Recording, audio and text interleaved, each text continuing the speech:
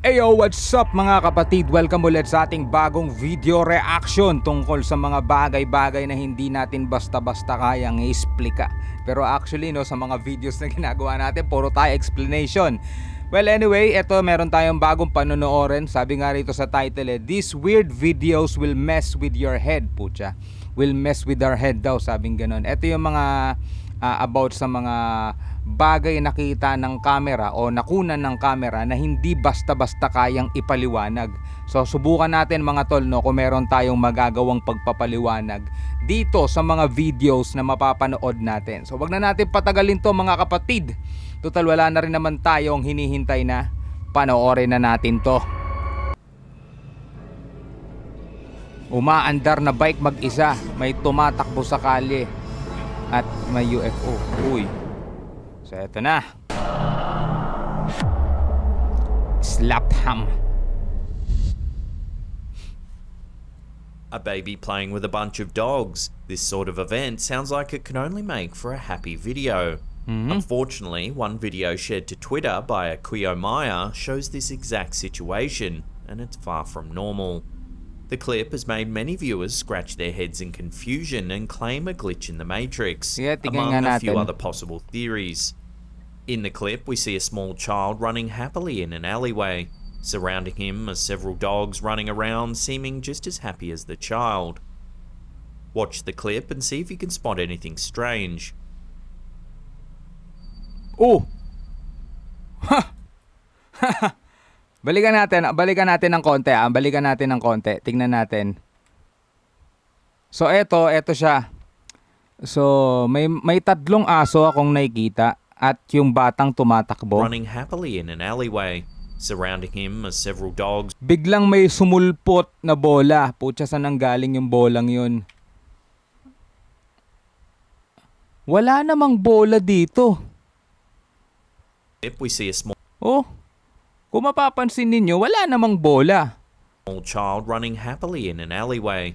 Surrounding him are several dogs running around, seeming just as happy as the... Hindi, gago, dire-diretso lang. Pusyan, saan nanggaling yung bolang yun? Ala. If we take another look a few seconds into the video, to the left of the child, a red and blue ball suddenly appears on the ground. Akala ko kanina may cut lang. The kid turns around to look at the ball before running to it and squatting down to inspect it. Gago, saan nanggaling yung bolang yun? When the ball first appears, it's spinning around slightly.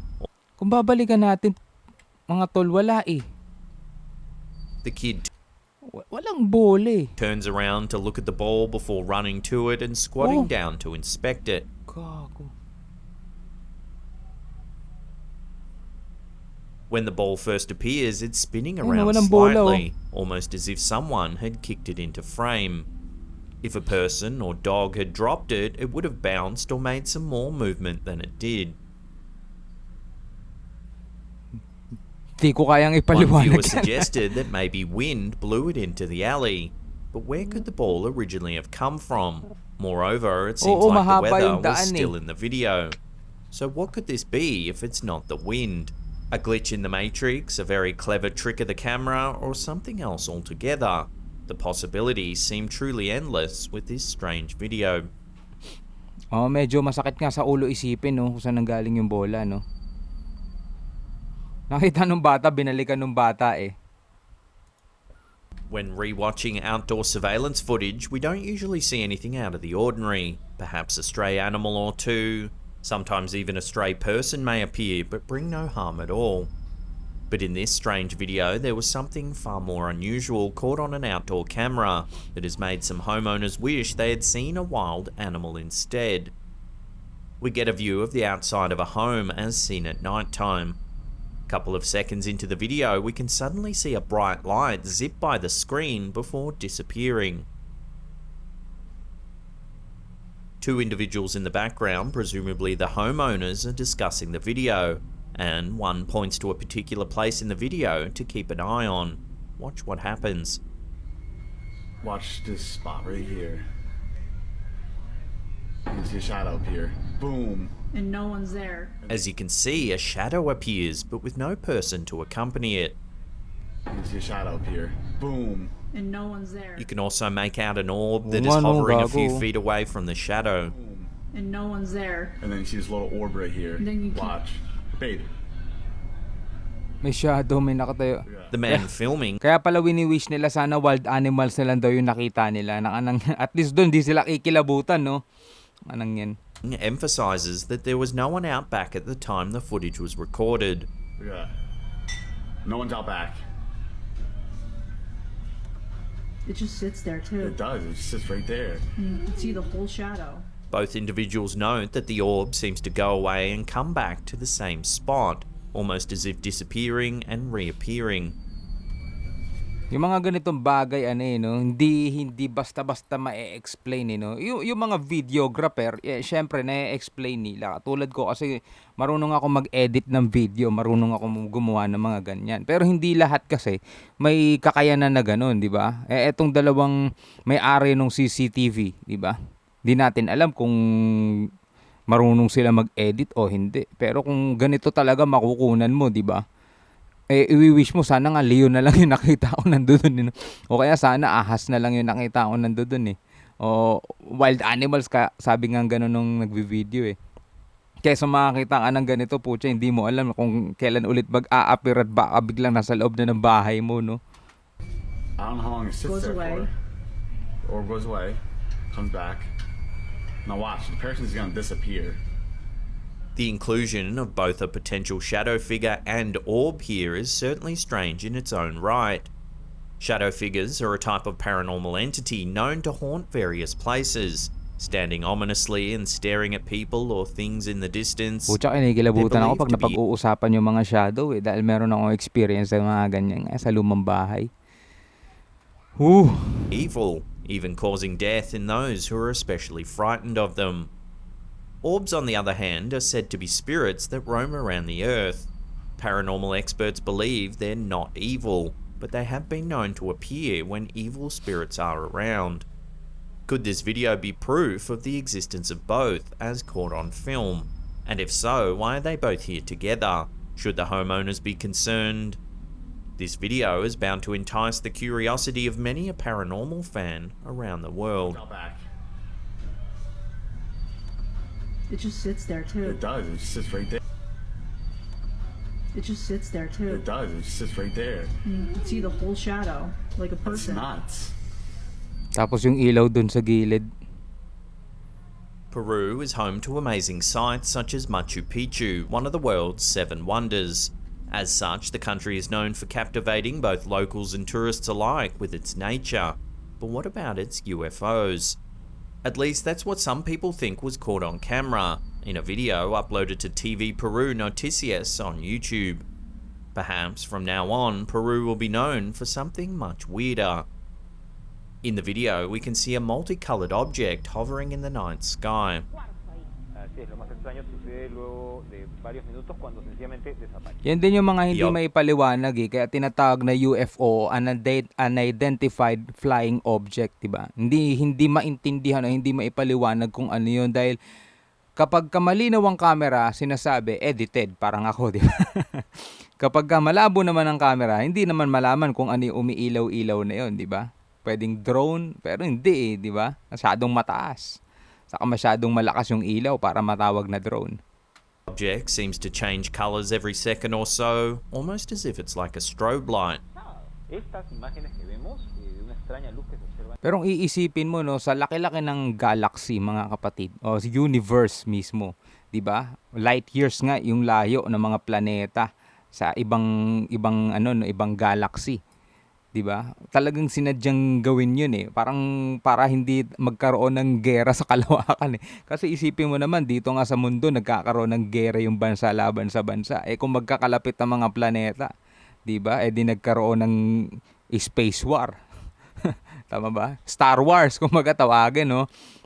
Kaya talagang magkakalayo. Biruin mo ang layo ng planeta doon sa natatagpuan ng mga taga-NASA na Earth-like planets daw light years away na kailangan sing bilis mo ang liwanag para marating mo yon nang hindi pa rin ganun kabilis 'Di ba? Merong malalayo, mga 300 years ang binabaybay o ang nilalakbay ng liwanag bago natin makita. Kaya nga nakakamangha, 'di ba? Pag tumingin ka daw sa bituin na may layong 300 light years, parang tinitignan mo yung liwanag na yon 300 years ago.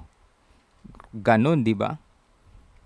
The video cuts to a long shot of the city at nighttime with the Pero light naiisip ko rin flickering baka over the buildings. dinadalaw na tayo ng mga aliens eh. Isipin mo na lang yung pyramid kung paano na itayo no?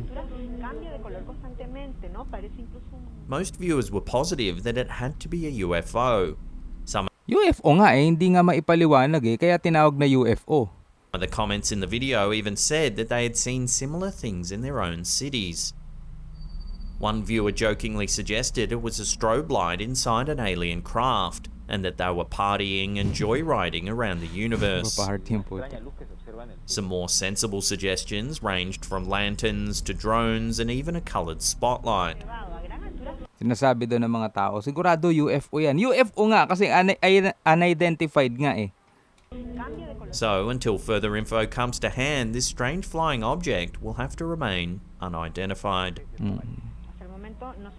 Kaya siya tinawag na UFO. Pero kung alien man yan, hindi natin alam. A mysterious man suddenly appearing out of thin air at nighttime. It sounds like the beginning of a horror film. However, one video that's being shared around TikTok seems to give us a glimpse of this kind of horror. In the clip, we can see what seems to be an outdoor area with some lamps in the distance. A group of individuals chat in the background. Watch what happens next though.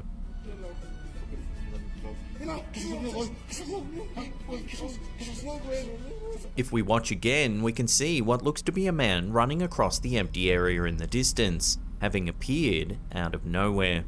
Ang tanong, anong binivideohan nila? Expect ba nila na may lalabas? 'Di ba? Anong binivideohan nila in the first place? 'Di ba? Yun ang isang katanungan, mga tol. Ano yung binivideohan nila? At bigla silang may nakunang ganun. Ano, expected na ba nilang may lalabas na ganun?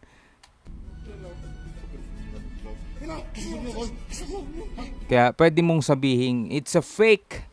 It's a hoax. Kasi pag mga ganyan, 'di ba, biglaan yun, nakatutok na agad yung camera, 'di ba?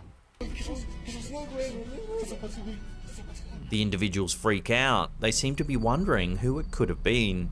The camera pans around to see if any other activity is occurring nearby before the clip mysteriously ends. Even in slow motion, it really seems like the man appears out of thin air, making him very suspicious. Viewers have begged the question of whether he appeared from some type of other realm, or whether he's a ghost taking on a human form. Moreover, the fact that he's running is creepy all in itself. What's the man running from? Is he being chased, or is he running after someone? Unfortunately, there's been no answers given at all, leaving this to be one mystery you'll have to answer for yourself.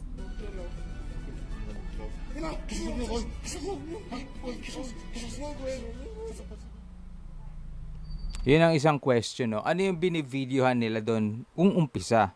'Di ba? Yung hindi pa sumusulpot yung nakita daw nila. Ano yung binivideohan nila doon? Expected? In this clip, viewers get to witness another strange ghostly occurrence that has stirred up a debate among all viewers who watch it. Still, no explanation's been given, leaving this completely up to interpretation. The brief clip shows viewers CCTV footage of a street as seen at nighttime. That's when something eerie happens. Yun lang, Ay, mga CCTV okay talaga yan. Kahit walang binibidyoan yan, naka-video talaga yan Pero gago. Yung bike, nagbabike mag-isa. Upon review, viewers can see a bike appear out of the left of frame that slowly rolls down the street with no visible rider on it. Of course, many viewers first thought that there could have been a very strong wind causing this peculiar occurrence. Hindi rin. Others debated this, saying that no kind of wind could make a bike ride in such a straightforward and steady manner. In fact, only someone riding a bike could make it move in such a way. Moreover, a strong wind would have simply pushed the bike over. Okay, umulto, nagbabike no, napagod maglakad. Di ba lumilipad yung mga yun? Ngayon nagbabike ang gagsti. So what exactly is going on here then? Is it some freak occurrence of nature, or has a ghost made an appearance? Give the video another watch and judge for yourself.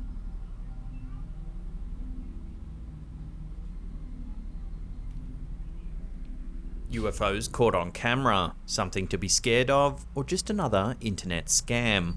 Yun yung sinasabi, internet scam. Scam. Internet scam. Katulad yung tumatakbo kanina, no? Kaya ito mga kapatid, nagre-review tayo at nagbibigay tayo ng reaksyon sa mga bagay na napapanood natin. At sinusubukan natin bigyan ng explanation kahit papano. Kung kaya naman natin bigyan ng explanation. Kasi sabi ko nga hindi lahat ng nakikita mo sa internet ay dapat pinapaniwalaan mo. Meron kasi dyan mga scam. Tinatawag scam. Pero pag sinabi mong UFO nga talaga pag hindi kayang ipaliwanag. Magkaiba kasi UFO doon sa mismong alien, di ba? Ang pagkakaintindi kasi nila pag sinabing UFO, alien na agad eh. Hindi, UFO, unidentified flying object. Basta hindi mo na ipaliwanag kay platito man yan na ibinato ng kapitbahay mo tapos nakita mo, hindi mo alam kung ano yun, UFO na tawag doon. That's the debate that's plagued the internet for years and years. This bizarre clip only adds more fuel to the discussion, though this time many lean towards the UFO theory, as they don't know what else it could possibly be. The footage taken outside at night shows a large strange object floating around the sky. The object seems to be a thin grey saucer with a dark red light illuminating underneath it. The potential UFO blinks in and out of the sky before disappearing altogether moments later. Pakababa ng lipad, no? At Nakita first glance, talaga many yan. believe that this UFO was actually a drone, which has become a more and more common sight in the sky in recent years. Pwede, no? Pwede. Sabi ng iba, drone. Kasi masyadong mababa yung lipad, no? In fact, lately drones have been known to fly higher and higher and get more invasive. Unfortunately, the frame rate is incredibly low, so it's hard to tell if the craft is moving strangely or if it's simply the poor Yun nga quality. lang, parang 4 frames per second nga lang ata yan eh. Hindi 4 frames per second, mas mabagal pa. Parang 1 frame per second nga lang ata clip eh. that makes it look weird. So have aliens finally arrived on Earth? Or is this a new type of drone not known to the general public yet? Perhaps something from the military. Kasi masyado mababa at hindi naman ganun hindi maingat yung mga alien na nakasakay sa UFO, nakasakay sa spaceship nila para bumaba ng ganun tapos sa Let us know what you think in the comments section down below. building pa eh.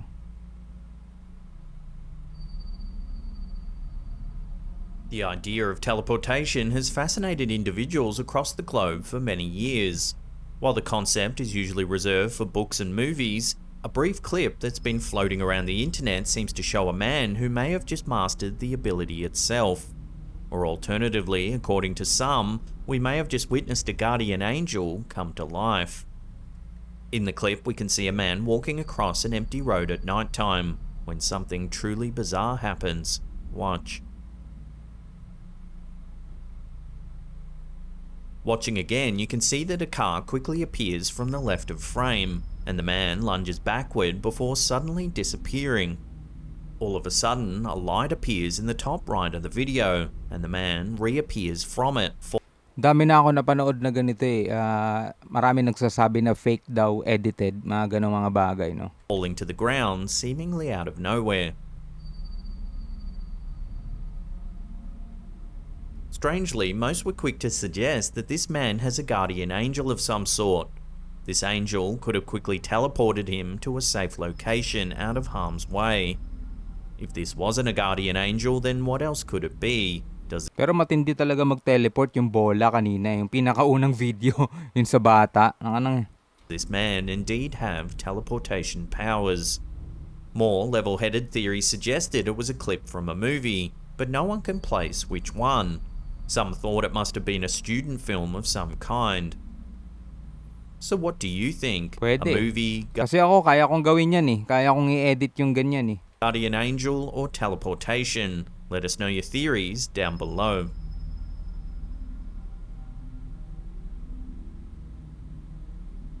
Before we take a look at some possible evidence of a time-traveling man, remember to hit that subscribe button, tickle that bell icon there. Huwag niyo kakalimutan mga kapatid sa mga bago pa lamang dito sa aking channel. Huwag niyo makakalimutan na mag-subscribe. Paki-click niyo na rin ang notification bell para ma-update kayo kapag naglalabas tayo ng mga ganitong classic video. And turn on all channel notifications. That way you'll be in the loop every time we drop our scary and mysterious videos. Also, remember to click clack clackety that click clack clackety luke lock. Yun lang, di ko kayang banggatin yun.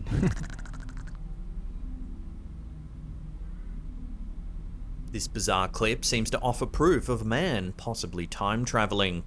The video has stunned those who have seen it, though others claim they're not so easily fooled, offering more logical suggestions instead. The clip shows an onstage performance in the 1980s, with several people dancing in the background.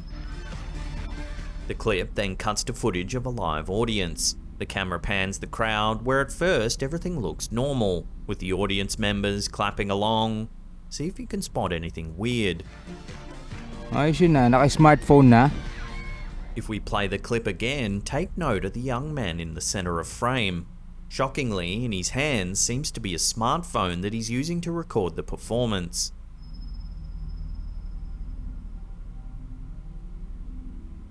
The first commercially available smartphones were released in the early 90s. Obserbahan natin, 'di ba ang camera ng smartphone usually pag nakaharap sa'yo, nakatalikod nandoon sa bandang ibaba.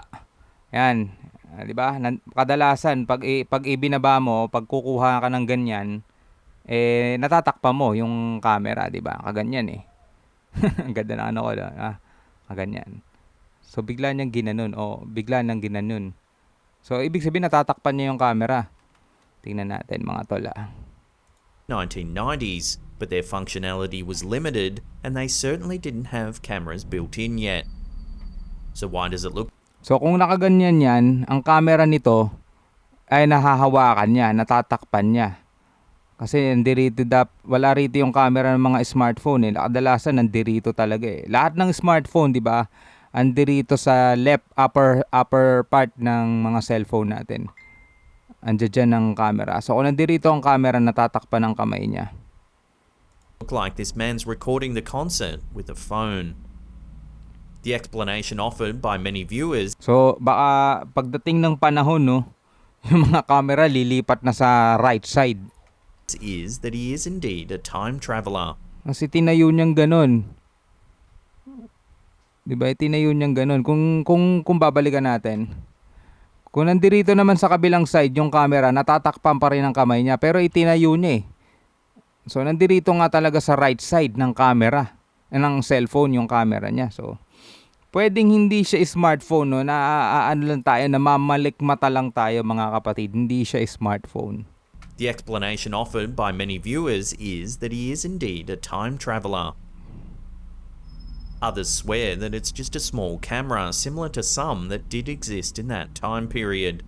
The man just happens to be holding the camera in a way that resembles a smartphone. Yes. Pwede yung explanation na yun. Kasi kung smartphone nga siya, ay parehong natatakpan ng kamay niya yung camera. Diba? Kasi ang smartphone nga natin, pag ginanyan mo, ang camera niya ay nandirito sa baba. Wala rito sa taas hindi sa taas. Pag binanyan mo naman, oo, nasa taas siya, pero natatakpan pa rin ang kamay niya. Ang galing ko magpaliwanag, no? However, if you slow it down, you can see that he flips the device vertically just after taking the photo, very similar to how we use smartphones today. Also, he seems to be reviewing the photo just after taking it. Cameras in the 80s didn't have the functionality to review photos. Pero bakit walang nakakapansin no sinabi ko? Na yung camera nasa left upper side. Just after taking them, photos were captured on rolls of film that had to be developed. Wala pang mga wala pang mga screen nung panahon na yun. Wala pa yung mga digicam kung tawagin, no? Lahat yan defilm pa. So pag nagkuha ka ng picture ay hindi mo makikita yung actual na kinunan mo. So, ano yung tinitignan niya doon? Making them. Photos were captured on rolls of film that had to be developed. As this video Yun lang hindi natin maipaliwanag, pero hindi siya smartphone. Definitely. was taken nearly 40 years ago, it's hard to confirm just what's happening here. As always, I'll throw this out to you, the viewer. Love to get your take on this strange clip. Let me know down below.